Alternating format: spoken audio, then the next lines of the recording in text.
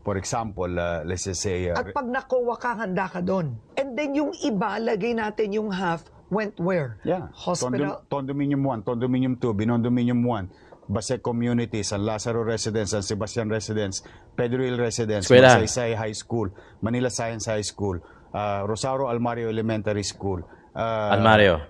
Albert Elementary School, Baseco Hospital, Bagong Ospital ng Maynila, and so Manila on. and so Zoo. on. Hindi, ano yun? Ang dumi? Dumugyot talaga. Maynila. Dumugyot. Yun ang word. Dumugyot. Dumugyot talaga. Yes, It cannot dumugyot. be denied. Somebody will always claim, Ba't nagkaganon? I don't know. Hindi naman ako mayor, Karen. Oo. I'm going to find out. If there is somebody... Di kami natatakot sa katotohanan. Boses ng masa aming pinapakinggan. Jomalon TV, isu ng bayan. Ating pag-usapan. Tunay na balita, walang kinakampihan. Sumasalamin sa katotohanan lamang para sa mamamayan. Totoo ang laban, hindi puro drama, di rin chismisan. Lahat ng tanong may klarong kasagutan.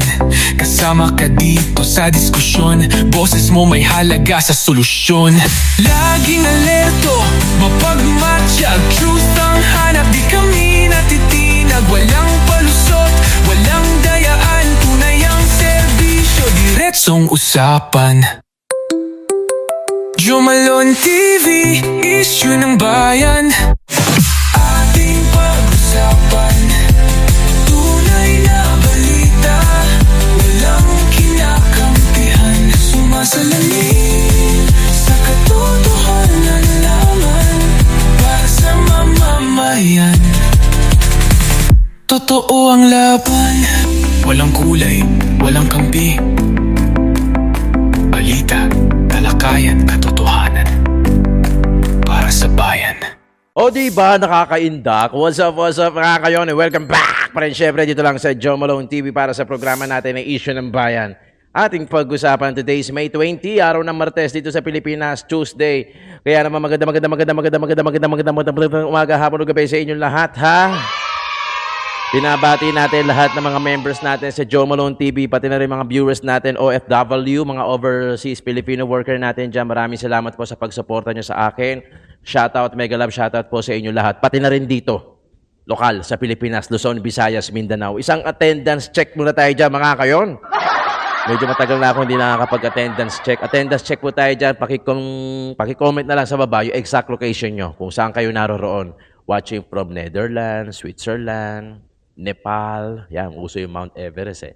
Hong Kong, Japan, Singapore, USA, New York, Macau. Sa Pilipinas naman, if you're watching from Bulacan, Taguig, Laguna, Pampanga, Pangasinan, Taguig, Tarlac, etc. Paki-comment dyan sa baba na malaman natin kung saan na inaabot yung mga videos natin. No? Hindi man tayo nakakarating dyan, no? Hindi pa tayo nakarating dyan personally, pero at least yung... personally o physically, at least yung video natin, yung vlog natin ay napapanood na dyan sa mga lugar ninyo. Maraming salamat ha sa suporta ninyo. Paki-double check na lang mga kayong kung nakasubscribe na kayo dito sa Joe Malone TV. Baka mamaya dumaan lang sa inyo itong Joe Malone TV. Napanood nyo to, hindi pala kayo nakasubscribe. Paki-check, paki-double check mga kayon please. Palambing naman sa inyo. Pagka hindi pa, i-subscribe na kayo, paki-click na rin yung bell icon para lagi kayong updated sa mga videos, sa mga issues ng pambansa, Pampilipinas na ina-upload natin araw-araw. Meron tayong dalawang backup saka channel dito. Backup at saka dalawang extra channel dito. Siyempre, When Tito Talks, kung saan pinag-uusapan natin anything under the sun. Diskarte, marriage, ano bang nauna, diploma, diskarte o itlog, manok, mga ganun ba? Diyan yun, out of politics. Pagka medyo nabuburyo na kayo sa politics natin, diyan kayo lumipat. Okay? Yung isa naman, Tito Jom, Tito ng ina mo, pagka mahilig ka sa mga street food, Filipino food, Indian food, kung ano namang klase niyan, steak, Anli Sisling, bulalo, Mami Pares, mura na, marami pa, mga bulaluhan, nandiyan dyan. Matatakam kayo dyan. Pag natakam kayo dyan, magkakasakit na kayo. Yan. Tataas na sugar natin pare-parehas. Okay. Maraming salamat ha. Paki-subscribe na lang mga kayo. Ito na, pag-usapan natin lokal. Isko Moreno, Diyos ko po. Grabe yung appeal Grabe yung charming ni Yorme Isko Moreno. Sa totoo lang. Alam niyo ang technique? Si Yorme kasi pagka nagsalita sa entablado, wala siyang piniplease.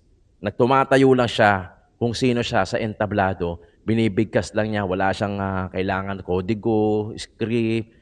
Sinasabi lang niya kung ano yung nasa puso niya. Yun na. Parang si Tatay Digong. Hindi mo naman nakitaan si Tatay Digong saka si Yorme Isko Moreno na nagbabasa eh.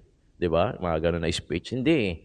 Kasi pinaka-simple, pinaka-gugustuhin ka ng taong bayan, ng Manilenyo, pagka yung sinasabi mo ay galing lang sa puso. Wala kang pinapasikat, wala kang niyayabangan, hindi mo na kailangan magsalita ng mga achievements mo kasi nakita naman ng mga ibang tao. Gaya ni Tatay Digong, hindi naman niya sinabi lumabas kayo sa labas, ipagsigawan nyo Duterte, Duterte. Pero ginawa ng tao. Voluntarily. Common denominator, pagmamahal. Same logic applies to Isko Moreno. 'Di ba? 500,000 plus na boto from Manileños.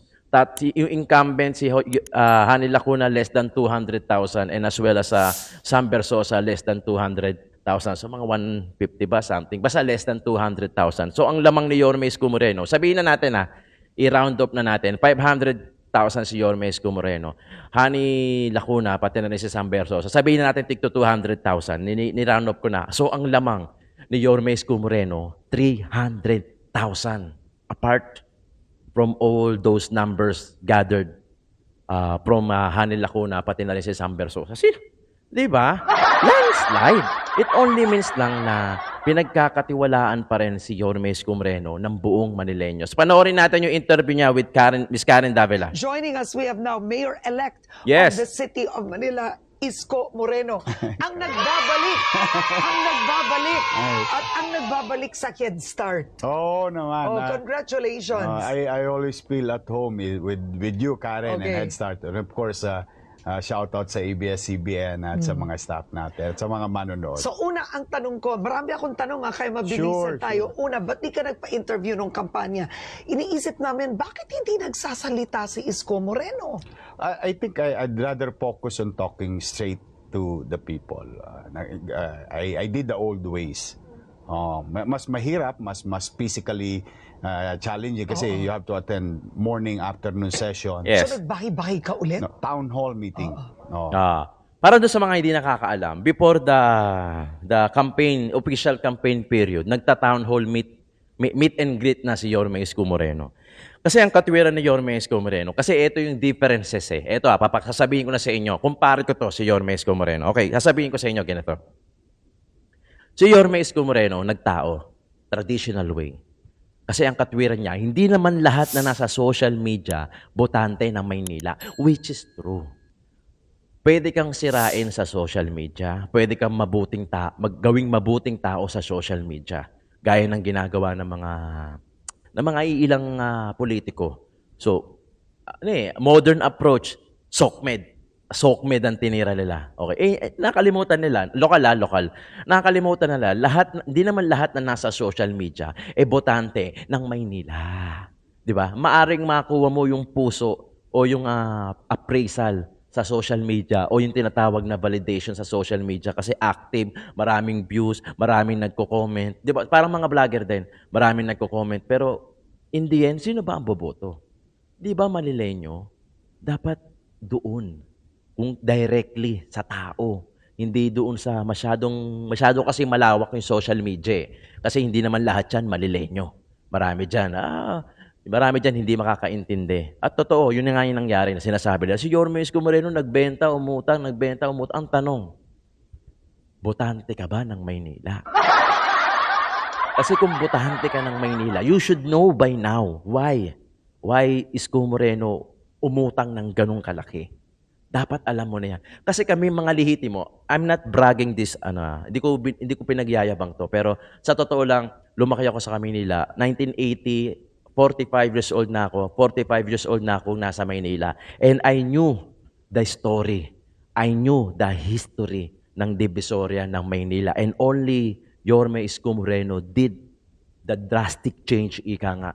I've been using the Karen's word last time nung in-interview niya si Yorme Isko Moreno. Drastic change yung ginawa ni Yorme Isko Moreno. And we all lehitimong Manileño knew that Na-witness namin yan, di ba? Na-witness namin yung kung paano magpalit ng itsura ang Divisoria then and now. Yun. Tapos, yung kampanya naman, yes, may motorcade and bahay-bahay. But pre-campaign and during campaign is more on town hall meeting and public meetings. Okay. What made you decide to run again? You said, I want to make Manila great again. Ang tingin lang ni Hani Lacuna, traidor ka, natalo ka sa pagka-presidente, wala kang posisyon, gusto mo ulit tumakbo. Iniwan mo ang Manila on your first term na gustong-gusto ka pa ng tao nun. Hindi ko naman iniwan ng Maynila. I just wanted to serve everyone and offer myself. No, but given a chance, Manila is still the capital of the country. If I'm going to be the president at the time, I'm going to serve the people of Manila. Diba? But that thing is wala na yun, nakaraan na yun. Tapos na yun. Nakamove on na ako. But with the clamor, talaga naman taong bayan naman talaga nag-request. Now, pag hindi ko naman yung pagbibigyan, Karen, ano naman ang mukhang iharap ko sa kanila? I endorse somebody and they're not happy and they're looking for somebody. And nung makita nila ako sa kalsada one time, one evening in Antonio Rivera, doon nag-viral yung the word bumalik ka na. And then I start talking to people, bakit naghahanap ang taong bayan? And the rest is history. I have to address and tugunan. If not, nakakaya naman sa taong bayan. Okay. So what went wrong? Hani Lacuna being the incumbent, you are ahead by 340,000 votes. So you had a landslide victory. Yes, landslide ano na yun. nangyari? Una, pag-usapan natin. Hani Lacuna said, iniwanan mo siya ng utang na 17 billion pesos. It would take Manila 20 years to pay for that. That you prioritized, high visibility projects over serving the people. Saan napunta ang utang na yon? Di ba making a house is serving the people. Yung paggawa ng ospital is serving the people. Paggawa ng eskwelahan is serving the people. Alam naman ng mga taga Manila, in fact, that's water under the bridge because that is an issue thrown to me and wholeheartedly sinabi ko sa taong bayan, yes, ginawa ko yan dahil may pandemya tayo. People, sabi nga sa Manila, at least we can be proud of at the time na walang nagutom sa Manila. There's 700,000 people. Every time na magka-capital report nga si Yorme, hinihiram nga ng ibang syudad si Yorme, di ba? Para lang siguro hindi sila kontento do sa incumbent mayor nila during that time. Hinihiram nila si Yorme Isko Moreno kasi that time putok na putok dahil kami, yung may mga 24 hours na vaccine, meron kaming field hospital na itinayo within 52 days sa katapat ng Quirino Grandstand. Mga vaccine, di ba? Lahat open policy, meaning hindi lang taga Maynila yung pwede magpabakuna. Lahat iniyakap ni Yorme Isko Moreno. Monthly, in Nung COVID. nung COVID, that's 1,000 pesos each. That's about 700 million a month. For 8 months, that's 5.6 billion pesos. Nung COVID? Oo. Yun. So naka 6 billion kayo nung COVID. Pagkain pa lang yun. Kaya alam ng taong bayan eh. Alam ng mga Lihiti taga Maynila. Lihitimong Maynila, In Yorme. fact, utang is not an issue to them. Kasi nag-survive kami lahat eh. Ito lang 'Di ba? Ito lang. Lagi ko sinasabi to, alam niyo to. Para sa mga baguhan lang din. Lahat ng Pilipino may utang. Almost, 'di ba? Mayayaman lang naman wala yung utang siguro. Pero hindi may mga mayayaman din na mga umutang. Yun during the pandemic, uncertainty, 'di ba? Uncertainty na mabubuhay ka pa ba kinabukasan? May future ka pa ba kinabukasan? Kasi lahat takot eh. Takot lahat dahil pandemya eh. Not knowing if you can still survive tomorrow. Lalong-lalo na pag dinapuan ka ng pandemic. O may pandemic sa bahay nyo, putya, isolated dyan. Hindi lang isolated dyan, discrimination pa. Without knowing if you can still survive tomorrow, aanin mo yung future. Kung ngayon pa lang kailangan mo pang isurvive, yun ang ginawa ni Yorme. Kaya niya nabanggit na kahit clock tower, kaya kong ibenta. Bakit? Sigurado ba tayo na mabubuhay tayong lahat dahil pandemya? Aanin natin yung clock tower during that time, not today. Pero kung ngayon sasabihin ni Yorme Isko Moreno na na ngayon, maluwag, hindi pandemya, nabebenta niya ang clock tower, kahit ako magagalit sa kanya. Tagaan niyo yan sa bato sa channel ko. Pero during his time, during pandemic time, sinabi niya na kahit clock tower ibebenta. Ako bakit?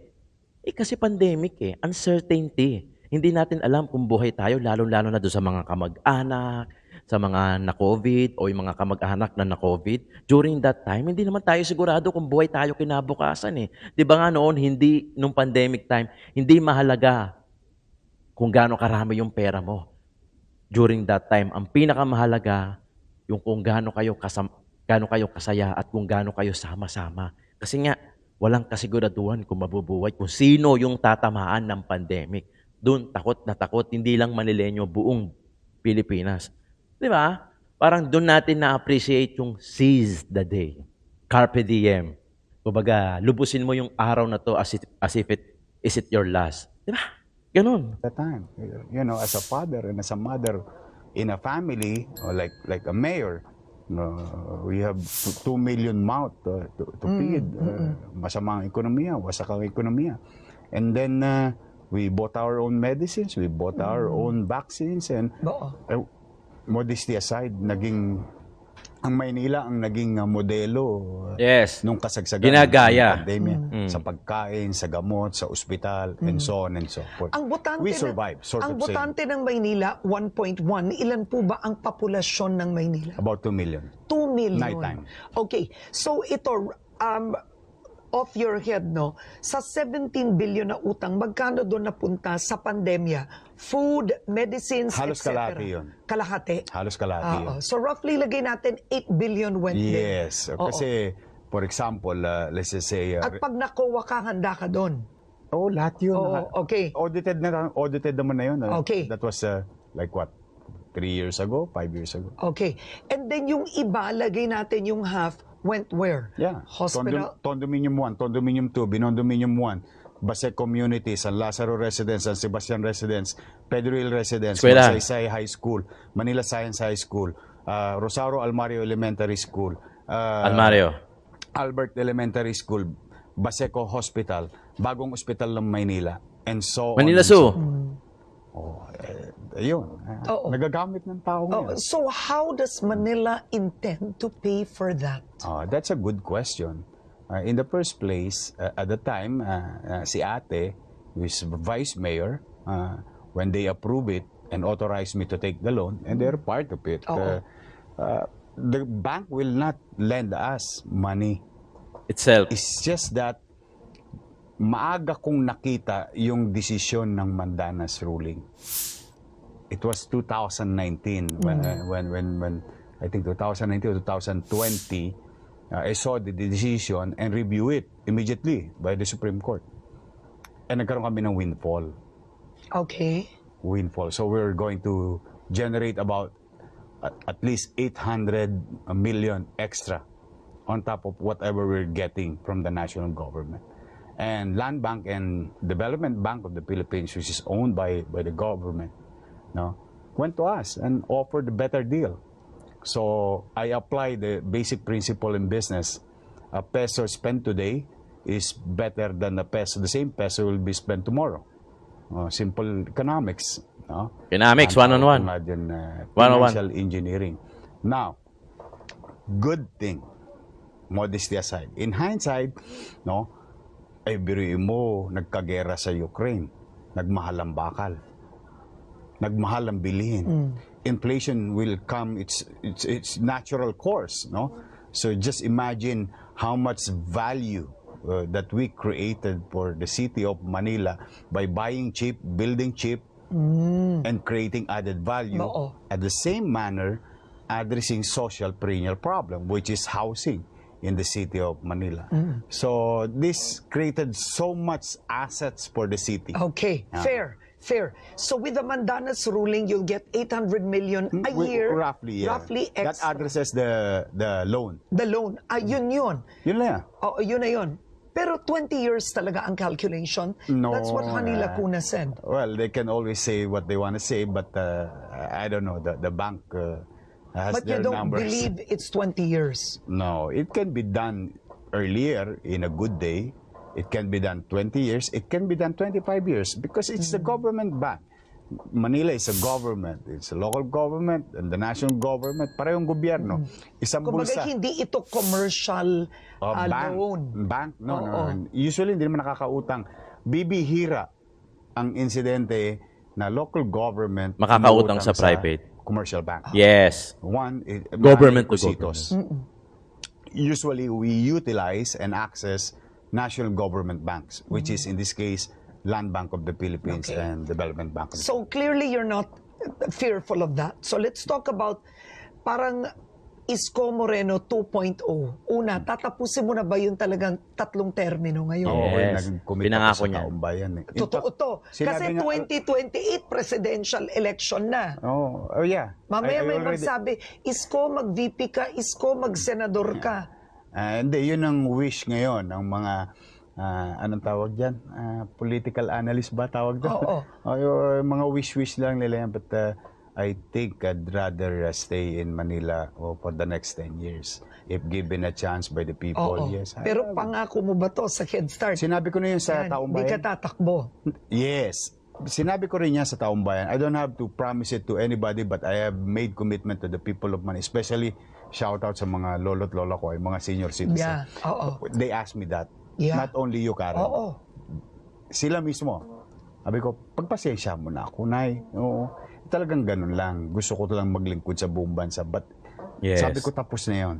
We move on with our life. Kung sasabihin nyo kasing ambisyoso kasi si Yorme, tumakbo siya kaagad ng pagka-presidente, masisisi mo ba yung tao with a good result, yung ginawa niya sa Maynila na pwede niyang gawin sa buong Pilipinas? Masisisi nyo ba yung tao? Di ba ang dream natin, ang ambisyon natin pataas? Hindi naman tayo nag-ambisyon ng pababa eh. If you are mayor today, malamang sa malamang ang dream mo is either congressman, senador, VP o presidente. Hindi naman pwede mayor ka ngayon ang dream mo maging chairman o kaya maging konsyal. Di ba hindi naman? Given the fact na Yorme did everything in Manila, di ba? Saksi ang lehitimong Maynila dyan. Eh, kung nakachamba-chamba pa si Yorme ngayon, siya pa ang presidente natin, baka hindi pa magulo ang Pilipinas. Di ba? Baka walang Martin Romualdez dyan. Di ba? Di ba? Di ba? Ano lang, what if lang. Yun ang biggest what if. Pero okay na eh. Tapos na, nangyari na. Nanghingi naman ng pasensya si Yorme Isko Moreno sa mga Manileño. And we do understand naman. Ngayon, pinangako niya, o kinumit niya, hindi pangako, kinumit niya ng 10 years. Kaya nga kami nagagalak kasi we have 10 years na pwede mag-content around Metro Manila. Kasi vlogger kami ni Yorme Isko Moreno, hindi naman ako naglilihim sa inyo. Vlogger kami ni Yorme Isko Moreno kasi taga Maynila ako eh. Maraming kumukuha sa akin na vlog na politiko para mag-vlog sa kanila or maraming pwedeng i-vlog na mga politiko sa kahit saang syudad. Pero kasi ang katwira ko kasi kung hindi ko kilala yung tao, hindi ko siya iba-vlog. Kasi mahirap lalo kung mga korap. Kung mga korap na politiko, kahit anong gawin ko na pagmamalinis at paghuhugas ng kamay niya, hindi ko kaya eh. Mas maganda mag-vlog doon sa mga politiko na alam mong kahit paano malinis, may ginawa sa Pilipinas, talagang yung loyalty nila nasa taong bayan, nasa Manileño. Mas masarap i-vlog yun. Compared doon sa mga politiko na hindi mo kilala, hindi mo alam yung plataforma, at hindi mo alam kung may nagawa ba sila. Tapos lalong-lalo na kung may history ng korupsyon, mahirap ipagtanggol yan kahit anong salita ko rito, kahit anong paliwanag ko dito. Bibigat at bibigat lang sa loob ko. Pero kita nyo, pagka Duterte ang kinikwento ko, pag Isko Moreno ang kinikwento ko, kita nyo, konti lang yung na-play ko. Tama, mahaba pa yan, no? Oh, mahaba pa yan. Ayan, no? Kita nyo. Mahaba pa yan. Mukhang hindi na natin matatapos kasi 21 minutes na. Kasi kaya ko ikwento. Sa Maynila ako lumaki. Nakita ko yung history. Yung palang content na eh. Kaya ko nang gawin eh. Plus pumasok pa si Yorme Isko Moreno. Doon pa lang kaya ko nang paikutin yung kwento nang hindi ako nagsisinungaling, na hindi ako nag-iimbento ng kwento. Gets na? Kasi dito ako lumaki. Praha Suliman ako nag-aral ng first year high school ko. Holy Child ako ng elementary ko. Nung college ko, iba na eh. Diyan ako nagtrabaho. Diyan ako nag-sidecar boy sa Divisoria. Panahon pa ng mga bangketa ng mga Muslim, wala pa yung Dragon, etc., etc. Basta, diyan ako teritoryo ko yan, kwento ko yan, kaya ko ikwento yan. Lehitimong Manileño ang inyong lingkod. Dito na tayo. O pagka sinuwerte tayo, magtutuloy-tuloy na tayo because we're gonna create a 10-year plan for the City of Manila that addresses MBN, the minimum basic needs, which is housing, education, healthcare, and jobs. No? But magastos yun, which pinag-usapan na natin kanina. But I'll address two immediate concern of the people of Ano Manila. yun? Okay. Cleanliness and order. Peace and Pero order. dun ka nga nakilala, nung una ka tumakbong mayor, nilinis mo ang Maynila, nagulat ang lahat. Ay, pwede pala maging maganda ang Maynila. In fact, it was ano na- ABS-CBN Yeah. who came up with the drone shot of Recto Yeah. na Oo. from Sobrang dumi, biglang biglang ang linis. wala na palang ano. So, ano nangyari ba nung hindi ka na mayor? I think the result of the election Hindi, is ano yun? Ang dumi? dumugyot talaga. ang Manila. Dumugyot. Yun ang word, dumugyot. Dumugyot talaga. Yes, It cannot dumugyot. be denied. Somebody will always claim differently, but the people have spoken already because it was an issue raised in the election. Totoo bang dumugyot ang Maynila? Tatanong ko ta. Totoo, galit na galit ang tao. Tapos we became number 1 in crime index in Southeast Asia. Yeah, at 65%. Na bumalik yun. Nawala na yun noon. Oo, pinagkakalawit. Karen, hanggang madaling araw, nanguhuli ako ng mga talonggers. Oo. I mean, I'm really trying to create extra effort to give peace of mind, yung kapanatagan sa Maynila. It's not a perfect government. And, Yes. I did not do it alone. With the help of everyone, participated. And the people voluntarily. When I said, oy, ano na tayo? Ilo-launch ko yung tapat ko, linis ko. Help me clean the city, I'll collect. Yun naman ang parang guarantee. And it happened. In fact, Bloomberg, Yeah, I wrote stories about it.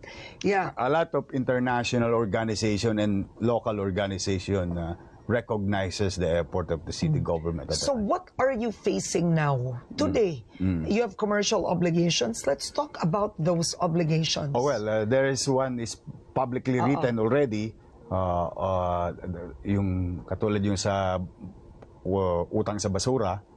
That's a commercial obligation. Okay, magkano? That's 560 million. Nautang ngayon ng lungsod ng Maynila. That was last year. Okay. I think we have 1.4 billion na commercial obligation sa supply ng gamot. Kaya walang gamot ang ospital namin. So I'm going to face, I think, in initial records that Pero we have. ba't nagkaganon? I don't know. Hindi naman ako mayor, Karen. I'm going to find out. If there is somebody there who is going to be liable, held liable, then we'll do so.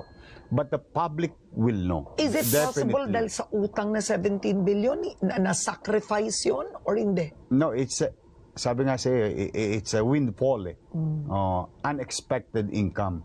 You just advance the 10-year income or 15-year income of the city of Manila. So you have a local resources or sources that you utilize even in the absence of the loan or even in the absence of the Mandanas ruling. We are surviving. Ano ba revenues ng Manila when you left and ang revenues ngayon? Oh, we realized about 95% of 22 at the time.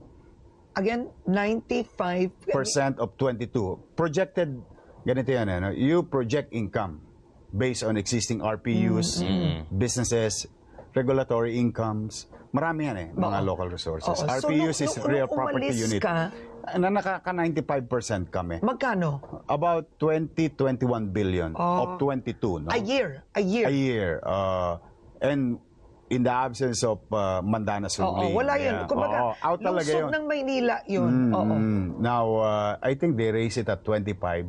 I don't know how much they are performing in terms of efficiency in collection. I don't want to be ahead of me. Parang ayoko naman. Tignan mo muna.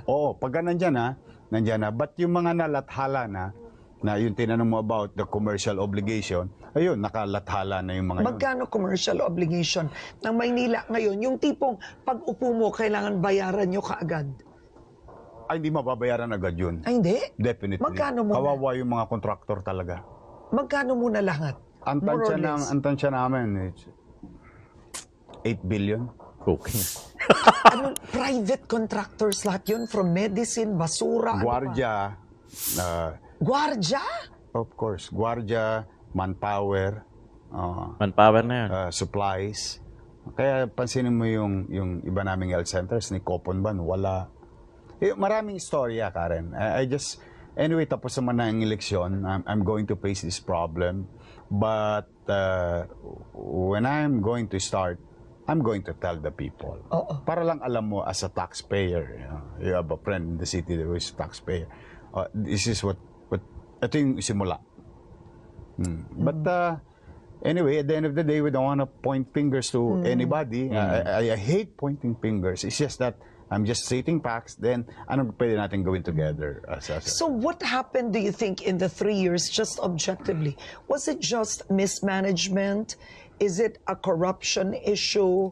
Or it's really just running the city badly? A lack of leadership? Ano yun? I don't want to say things anymore, but 560,000 people said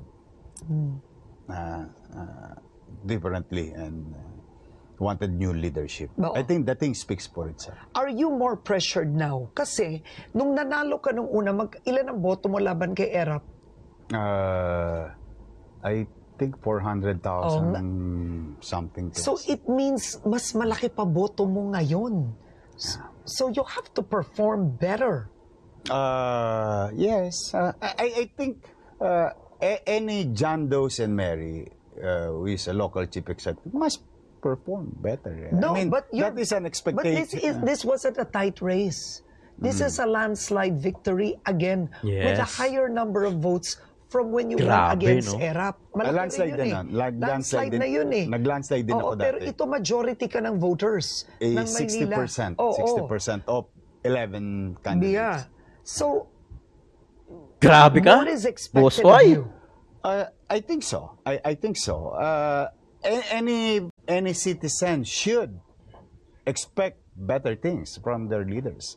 Not only from me, but across LGUs and all other offices. Okay, ano bang ginawa mo nitong 3 taon?